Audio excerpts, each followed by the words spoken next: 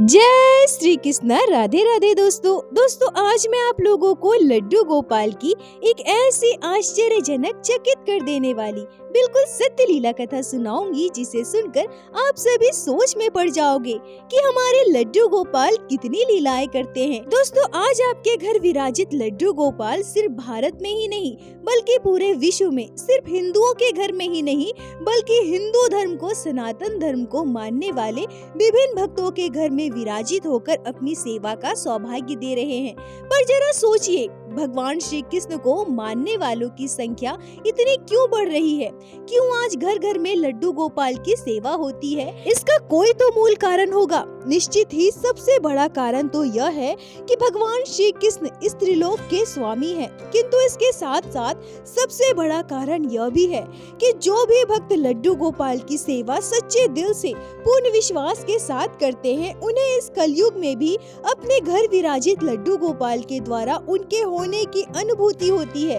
भक्त यह महसूस कर पाते हैं कि उनके लड्डू गोपाल उनके घर विराजित है, उनके साथ अद्भुत लीलाएं करते हैं। और जब भक्तों को अपने घर, अपने प्रभु के विद्यमान होने का अनुभव होने लगता है तो उनकी श्रद्धा, भक्ति, भगवान के लिए उनका विश्वास लगातार बढ़ने लगता है। भक्त को यह विश्वास हो जाता है कि परिस्थिति चाहे कैसी भी हो, मेरे भगवान, मेरे ठाकुर, मेरे लड्डू गोपाल मेरे साथ है। परंतु दोस्तों, जो लोग भगवान श्री कृष्ण के बाल स्वरूप लड्डू गोपाल को मात्र मूर्ति समझते हैं, कई लोगों का तो यह भी कहना है कि मूर्तियाँ क्या चमत्कार कर सकती है, क्या मूर्तियाँ लीलाएं कर सकती है? तो मैं उन सभी को बता दूं कि आज की यह लीला कथा आपकी आंखें खोल देगी।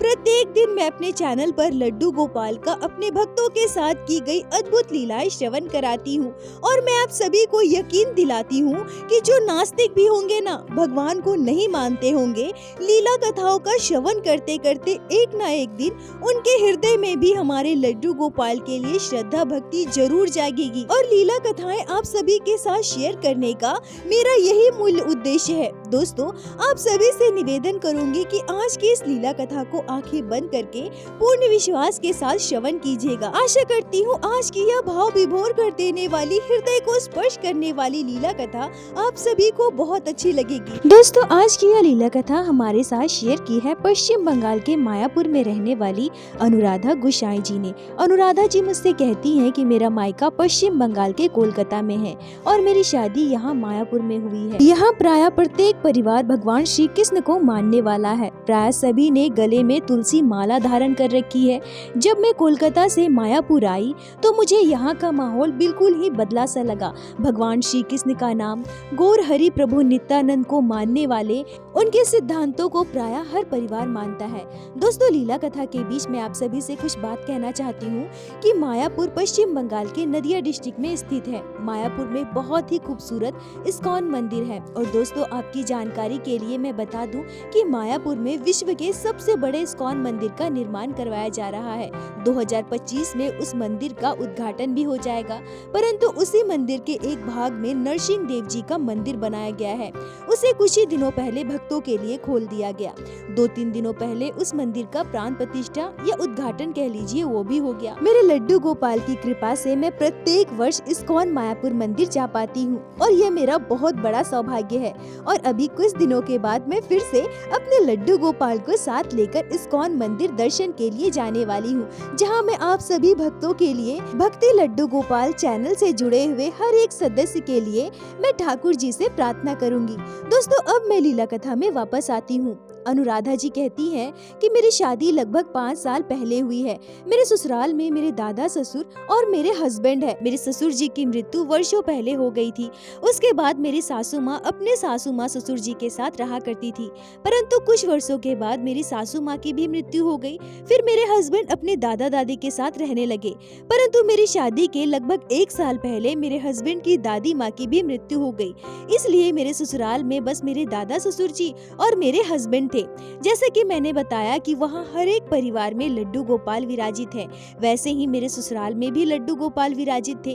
जब मैं अपने ससुराल गई तो कुछ ही दिनों के बाद मेरे दादा ससुर जी कहते हैं कि हमारे घर लड्डू गोपाल विराजित है, जिनकी सेवा हमारे परिवार में पीढ़ियों से हो रही है। अभी तो तुम्हारी दादी माँ लड्डू गोपाल की सेवा किया करती थी, परंतु उनके जाने के बाद मुझसे उनकी सेवा नहीं हो पाई, इसलिए लड्डू गोपाल को मैंने अपनी बहन के घर सेवा के लिए दे दिया है।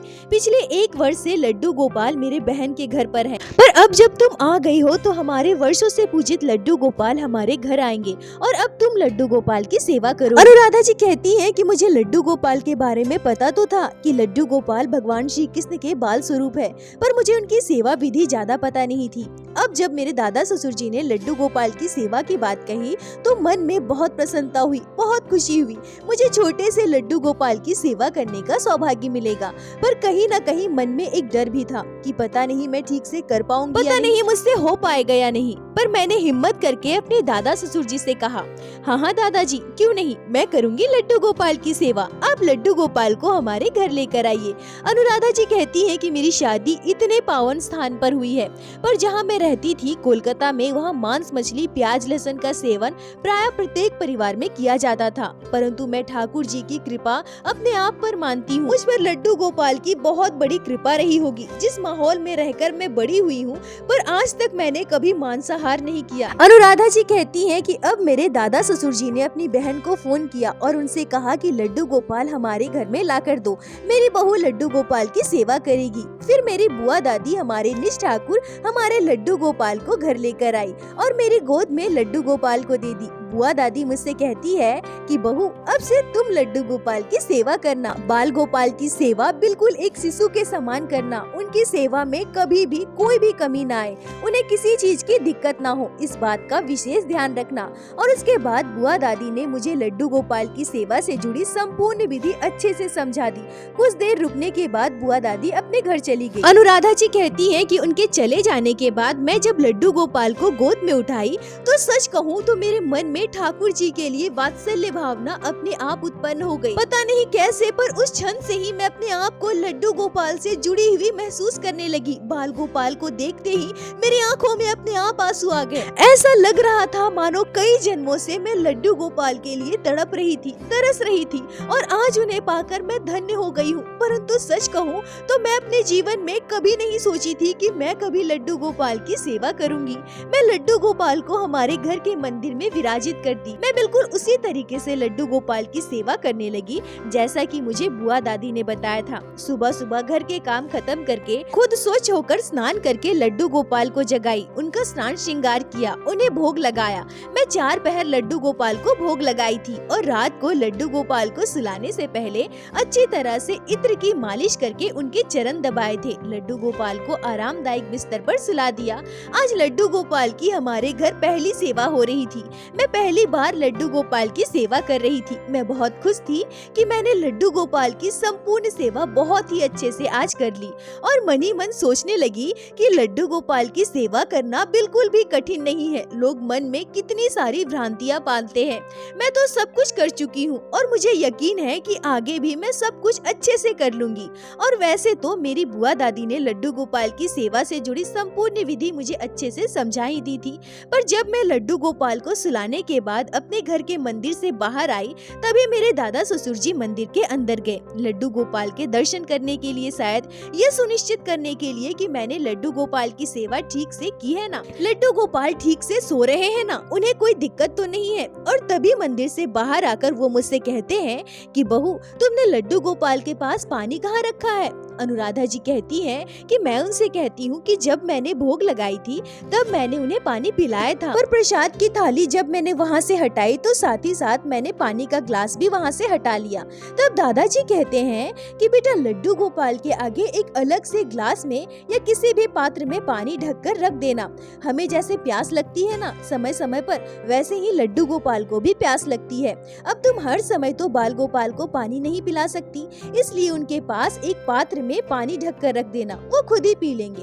मैंने दादाजी से कहा कि ठीक है दादाजी, मैं अभी उनके पास पानी रख देती हूँ। वो मुझे पता नहीं था ना, इसलिए मुझसे भूल हो गई। उसके बाद मैंने लड्डू गोपाल के पास एक छोटे से लोटे में पानी ढककर रख दिया। अगले दिन सुबह में लड्डू गोपाल की सेवा उसी तरह से प्रारंभ कर दी।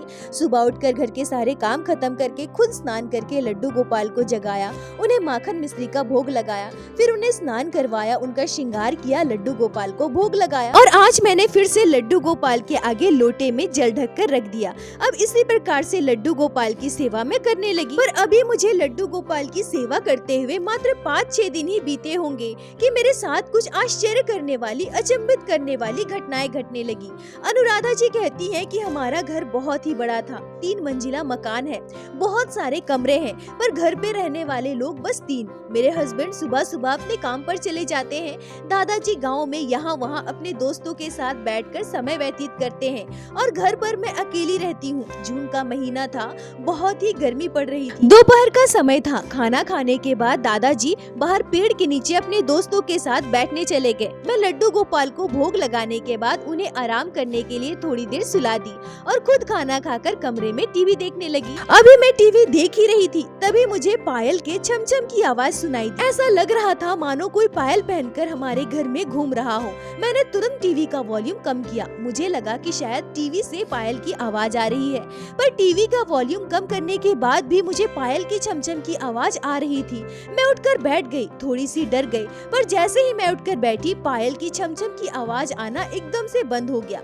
मुझे लगा कि मेरा वहम होगा। मैं दोबारा से टीवी देखने लगी। उस दिन यह थोड़ी सी अजीब घटना थी जो मेरे साथ घटी थी, पर मैंने इस पर ज्यादा ध्यान नहीं दिया। पर उसी रात को जब मैं गहरी नींद में सो रही थी, तभी मैंने एक आश्चर्यजनक सपना देखा। मैं अपने सपने में देखती हूँ कि कोई रो रहा है। अनुराधा जी कहती हैं कि मैं अपने सपने में स्पष्ट महसूस कर पा रही थी कि कोई जोर जोर से हमारे घर पर रो रहा था, पर कौन रो रहा था, कहाँ रो रहा था, ये मैं समझ नहीं पा रही थी। बस मुझे अपने सपने में इतना ही महसूस हो पा रहा था, मैं इतना ही समझ पा रही थी कि कोई हमारे घर में घूम घूम कर जोर जोर से रो रहा है। तभी अचानक से मेरी नींद खुल गई। रात के 1:30 बज रहे थे। मैं बहुत डर गई, बहुत घबरा गई। हमारा घर बहुत बड़ा था और घर में इतने सारे कमरे थे जिसमें से अधिकतर बंद पड़े रहते थे। और सच कहूँ तो मेरे मन में पहले नकारात्मक बात आई। मुझे ऐसा लगा था कि मैं सुबह भी पायल की आवाज सुनी और अभी भी किसी की रोने की आवाज सुन रही हूँ। कहीं ऐसा तो नहीं कि हमारे घर में कोई नकारात्मक ऊर्जा हो, किसी भूत प्रेत का साया हो। रात के लगभग 1:30 बजे मैंने ऐसा सपना क्यों देखा? अनुराधा जी कहती है कि कई तरह की नकारात्मक बातें मेरे दिमाग में चल रही थी। मैंने तुरंत अपने हस्बैंड को जगाया और उन्हें पूरी बात बताई। तब मेरे हस्बैंड मुझसे कहते हैं कि इतनी रात को तुम ये क्या बोल रही हो, चुपचाप सो जाओ। ऐसा कुछ नहीं है, हम बचपन से यहाँ रहते हैं, हमें तो कभी कुछ सुनाई नहीं दिया। और तुम आज पायल की आवाज सुन रही हो, किसी की रोने की आवाज सुन रही हो, ऐसा कुछ नहीं है, चलो सो जाओ। और यह कहते हुए मेरे हस्बैंड दोबारा सो गए। अनुराधा जी कहती है कि अपने हस्बैंड के ऐसे बर्ताव से मुझे बहुत बुरा लगा था और मैं पूरी रात सो नहीं पा रही थी, मुझे नींद ही नहीं आ रही थी। सुबह मैं जल्दी उठ गई, प्रत्येक दिन की भांति अपने नित्य कार्य में लग गई। परंतु उस दिन दोपहर के समय मुझे फिर से कुछ ऐसा महसूस हुआ। दोपहर को खाना खाने के बाद मैं लेटी थी, दादाजी अपने कमरे में आराम कर रहे थे। रात को मैं ठीक से सो नहीं पाई थी, इसलिए पता नहीं कब मेरी भी आंख लग गई और तभी मैंने एक आश्चर्यजनक सपना देखा। आज मैं अपने सपने में देखती हूँ कि एक छोटा सा बच्चा जिसने अपने दोनों पैरों में पायल पहन रखे हैं, वो हमारे घर में बहुत तेजी से दौड़ रहा है और उसके दौड़ने से उसके पायल की छम-छम की आवाज पूरे घर में गूंज रही है। और तभी मैं क्या देख पाती हूँ कि वो बच्चा अपने दोनों हाथों से अपनी आंखों को मसल रहा है, जोर जोर से रो रहा है, दौड़ते हुए अपनी आंखों को मसलते हुए बहुत रो रहा है। अनुराधा जी कहती हैं कि मैं अपने सपने में यह महसूस कर पा रही थी, समझ पा रही थी कि वह बच्चा लगभग 2.5-3 साल का था। मैंने उस बच्चे को संपूर्ण रूप से तो नहीं देखा, मैंने बस उसके पैर देखे थे, उसके पैरों के पायल देखे थे और मुझे बस यह दिखाई दे रहा था कि वो अपने हाथों से अपनी आंखों को मसल रहा है, पर मैं उसके चेहरे को भी पूरी तरह से नहीं देख पा रही थी, ना ही मैं उसके शरीर को देख पा रही थी। अनुराधा जी कहती है कि मैं अपने सपने में समझने की कोशिश कर रही थी कि वह बच्चा कौन है, हमारे पूरे घर में रोते हुए क्यों घूम रहा है और मैं कुछ समझ पाती, कुछ सोच पाती, इससे पहले ही मेरा सपना टूट गया। मैं उठकर बैठ गई और मैं बहुत घबरा गई थी। एक भी पल में वहाँ नहीं रुकी, दौड़कर दादाजी के कमरे की ओर भागी। जब मैं वहाँ पहुँची तो देखती हूँ कि दादाजी गहरी नींद में सो रहे हैं। उन्हें देखकर मुझे मुझे थोड़ी तसल्ली हुई, पर मैंने उन्हें नहीं जगाया। मैं वापस अपने कमरे में आ गई, पानी पिया और बैठकर सोचने लगी कि ये सब क्या हो रहा है। कल तक तो मैं कुछ और सोचकर डर रही थी कि कोई नकारात्मक ऊर्जा होगी, पर आज मुझे छोटा बच्चा क्यों दिखाई दिया, वो भी इस तरह से। क्यों? क्या सच में हमारे घर कोई नकारात्मक ऊर्जा है, या फिर वो बच्चा कौन है जो मुझे सपने में दिखाई दिया? तभी अगले ही पल मैं सोचती हूँ कि नहीं नहीं, ऐसा कैसे हो सकता है। मेरी शादी के लगभग 2 महीने होने वाले हैं और तभी अगले ही पल मेरा ध्यान मेरे लड्डू गोपाल की ओर जाता है। मैं सोचती हूँ कि नहीं नहीं, ऐसा बिल्कुल नहीं हो सकता है। जिस घर में भगवान श्री कृष्ण के बाल स्वरूप लड्डू गोपाल का वास हो, वहाँ कोई नकारात्मक ऊर्जा कैसे हो सकती है? नहीं नहीं, यह बस मेरे मन का भ्रम होगा। यह सोचकर मैंने उस बात की ओर ध्यान नहीं दिया। मैं उठी और अपने काम में लग गई। अनुराधा जी कहती हैं कि मेरे साथ ये सारी घटनाएं घट रही थी। मैं अपने हस्बैंड को बताई थी, पर वो विश्वास नहीं करते थे। उन्हें इन सब चीजों पर यकीन ही नहीं होता था, इसलिए मैं अब अपने हस्बैंड को भी कुछ नहीं बताती थी। पर उसी रात मेरे साथ एक रोंगटे खड़े कर देने वाली घटना घटी, जिसे सुनकर आप सभी के पैरों तले की जमीन खिसक जाएगी। अनुराधा जी कहती है कि रात को जब हम गहरी नींद में सो रहे थे, तभी सुबह के ब्रह्म मुहूर्त में लगभग 4 बजे मैंने एक चौंका देने वाला सपना देखा। मैं अपने सपने में अपने घर विराजित लड्डू गोपाल के शिव विग्रह को देखती हूँ। मैं अपने सपने में उस लोटा को देखती हूँ जिस लोटे में मैंने लड्डू गोपाल के लिए पानी रखा था। वो लोटा अभी भी पानी से भरा हुआ लड्डू गोपाल के आगे रखा हुआ है और तभी एक छोटा सा बच्चा उस लोटे को हाथ में उठाता है और सीधा मेरे पास आ जाता है। मुझसे कहता है, मैया, ओ मैया, देखना मैया, लोटे में पानी नहीं है, मुझे बहुत प्यास लगी है, मुझे थोड़ा सा पानी दे देना, मुझे पानी पीना है। अनुराधा जी कहती है कि मुझे नहीं पता कि वो बच्चा कौन था। मैंने आज से पहले कभी भी उस बच्चे को नहीं देखा था, पर मैं उस बच्चे से ऐसे बात कर रही थी जैसे मैं उसे वर्षों से जानती हूँ, जैसे वो हमारे परिवार का सदस्य हो, हमारे परिवार का हिस्सा हो। मैं उस बच्चे से कहती हूँ कि अरे, मैंने इस लोटे में पानी सुबह तो रखा था ना, देखो अभी भी तो लोटा पानी से भरा हुआ है, तुम इसे क्यों नहीं पीते? तब वह बच्चा आंखें मसलते हुए, आंखों में आंसू लिए, रोते हुए मुझसे कहता है, मैया, तू ठीक से देखना, देखना, पानी इसमें नहीं है, पानी तो मैंने दिन में ही पी लिया था, अब मैं क्या पीऊं? मैया, मुझे बहुत प्यास लगी है, मेरा गला सूख रहा है, मुझे पानी दे दो ना मैया, मुझे पानी पीना है। अनुराधा जी कहती है कि मैं अपने सपने में ही आश्चर्य हो जाती हूँ, क्योंकि मैं लोटे का पानी स्पष्ट रूप से देख पा रही थी, पर वह छोटा सा बच्चा जिद करते हुए, रोते हुए मुझसे बार बार कह रहा था कि लोटा खाली है, उसमें पानी नहीं है। तभी मैं गुस्सा हो गई और गुस्से में उस बच्चे को डांटते हुए कहती हूँ, अरे तुम मुझे परेशान क्यों कर रहे हो? और ये सब क्या है? तू पिछले कई दिनों से मुझे परेशान कर रहा है ना। कभी तू पायल पहनकर इधर उधर घूमता है, मुझे डराता है, तो कभी रोता है, अपने रोने की आवाज मुझे सुनाता है। तो मुझे बस ये बता कि मुझे परेशान क्यों कर रहा है? अरे देख ना, लोटे में पानी है, तो पी लेना। अनुराधा जी कहती है कि मुझे कुछ भी नहीं पता कि मैं अपने सपने में उस बच्चे से यह सारी बातें क्यों कह रही थी, क्यों मैंने उस बच्चे से कहा कि पिछले 3 दिनों से तू मुझे डरा रहा है। और तभी वो बच्चा रोते हुए मुझसे कहता है, मैया, पानी नहीं है, मैंने तो सुबह ही पानी पी लिया था, इसमें पानी रख दिया कर मैया, मुझे बहुत प्यास लगती है, मेरा गला सूख जाता है। अनुराधा जी कहती है कि इतना सुनते ही मुझे गुस्सा आ जाता है। मैं उस बच्चे के हाथ से पानी का लोटा ले लेती हूँ जो पूरी तरह से भरा हुआ था। मैं उससे कहती हूँ कि तू तो बड़ा नटखट है रे, तू बिल्कुल भी मेरी बात नहीं मानता, देख इसमें पानी है या नहीं, अभी मैं तुम्हें दिखाती हूँ। यह कहते हुए मैं पानी का लोटा पलट देती हूँ, पर तभी एक चमत्कार होता है। यह क्या, लोटा तो पानी से भरा हुआ था, पर जैसे ही मैंने लोटे को पलट दिया, उसमें से एक बूंद भी पानी नहीं गिरा, जिसे देखकर मेरी आंखें फटी की फटी रह गई।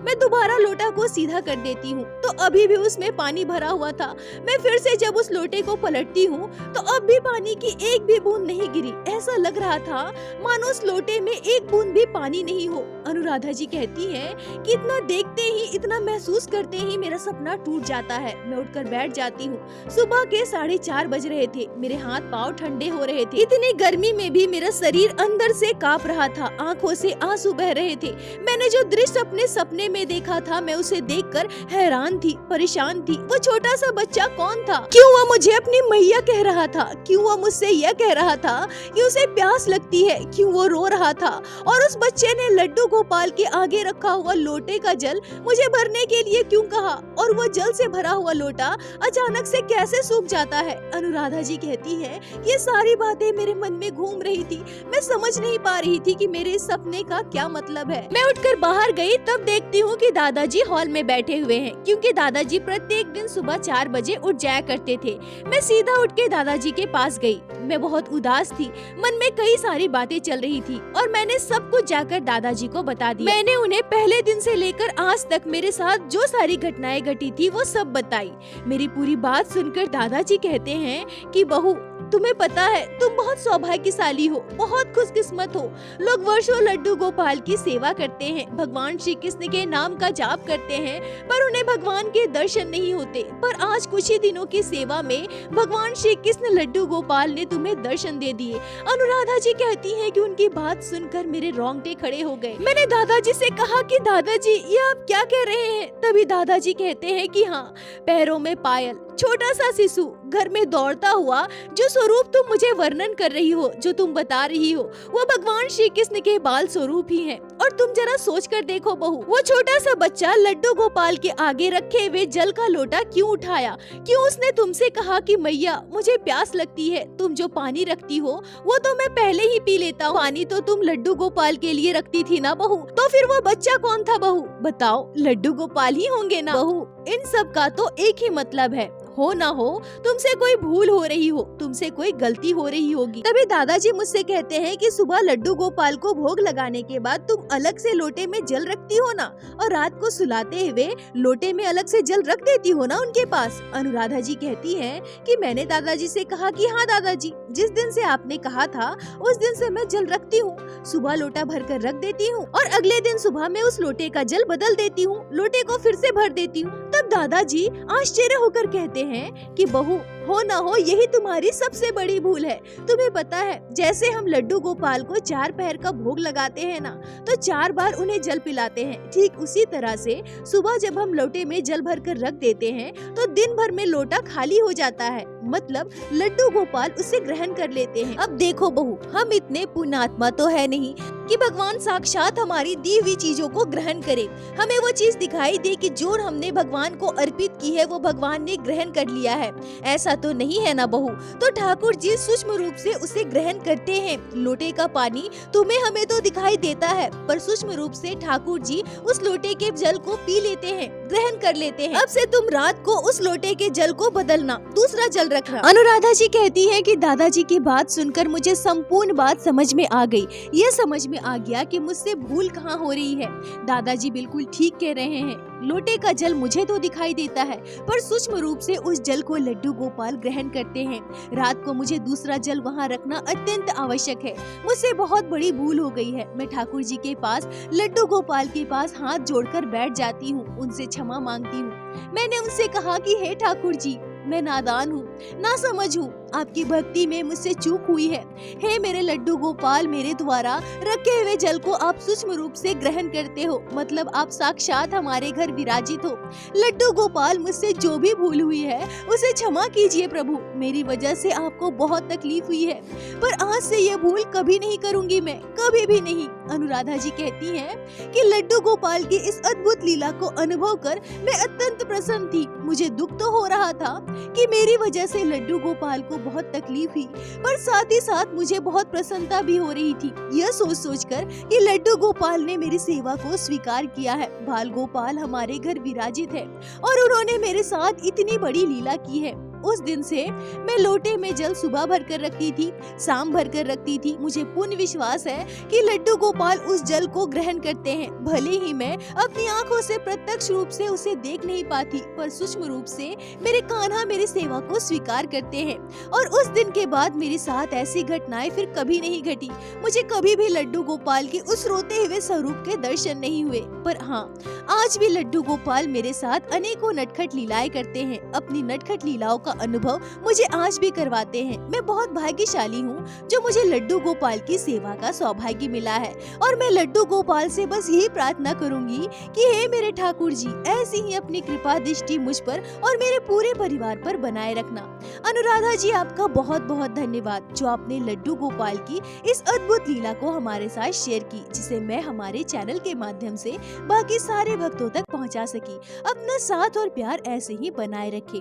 दोस्तों, मैं आप सभी भक्तों से हाथ जोड़कर प्रार्थना करूंगी कि जो भी इस लीला कथा का श्रवण कर रहे हैं, जिनके घर भी लड्डू गोपाल विराजित है, आशा करती हूँ आप सभी को यह पता होगा। और फिर भी मैं बता दूं कि आप अपने ठाकुर जी के पास एक अलग लोटे में या किसी भी पात्र में जल अवश्य रखिएगा और उसमें तुलसी पत्ते अवश्य डालिएगा। हम 24 घंटे अपने ठाकुर जी को जल नहीं पिला सकते। अब गर्मियाँ आ रही हैं, तो ठाकुर जी के पास जल से भरा हुआ पात्र रखें, जिससे हमारे लड्डू गोपाल को कोई तकलीफ ना हो। उन्हें जब भी आवश्यकता हो वो खुद से जल ग्रहण कर सके। दोस्तों, प्रत्येक दिन की भांति मैं आप सभी से हाथ जोड़कर बस यही प्रार्थना करूंगी, ठाकुर जी की भक्ति कीजिए, लड्डू गोपाल की सेवा कीजिए, नाम जाप कीजिए और एक बार मेरे साथ प्रेम से कहिए, बोलो बाके बिहारी लाल की जय, लड्डू गोपाल की जय, जय जय श्री राधे। दोस्तों, यदि आप लोगों को आज की यह लीला कथा अच्छी लगी हो, आपके हृदय को स्पर्श की हो, तो कृपया वीडियो को लाइक करके अपने दोस्तों के साथ शेयर अवश्य करें, जिससे बाकी भक्त भी लड्डू गोपाल की इस अद्भुत लीला कथा को श्रवण कर सके। और हमारे चैनल को सब्सक्राइब करें, जिससे प्रतिदिन आप लोग हमारे चैनल पे श्री बाके बिहारी श्री लड्डू गोपाल की लीला कथा सुन सके। दोस्तों, यदि आपके जीवन में घटी हो कोई भी चमत्कारी घटना या लड्डू गोपाल ने कभी भी की हो कोई भी लीला, जिसे आप हम सभी के साथ शेयर करना चाहते हैं, तो कृपया हमें इंस्टाग्राम पे मैसेज करें। हम आपसे कांटेक्ट करेंगे और आपकी उस लीला कथा को हमारे चैनल पे बाकी सारे भक्तों के साथ शेयर अवश्य करेंगे। लड्डू गोपाल की कृपा आप पर और आपके पूरे परिवार पर बनी रहे।